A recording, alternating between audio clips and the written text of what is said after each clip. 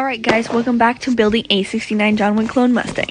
Now that I had the doors all together and assembled, converted to being able to accept the new Mach 1 door panels, I was getting ready and installing this weather strip. I went to go and install this window felt, and look at what happened. This thing's just wobbling all over the place and is broke. So, gonna have to fix that. Pull this apart. Anywho, once I had that all apart and put back together properly, re-welded that guide, I went ahead and got started on assembling the new Mach 1 door panels. I always choose to start with the trim, which I just go ahead and grab it, make sure it's all polished first, then I make sure the posts on the back are straight and align all the holes. Once all the tabs are through the holes in the door panel, I grab my little tiny baby pliers again and I pull and fold those posts over.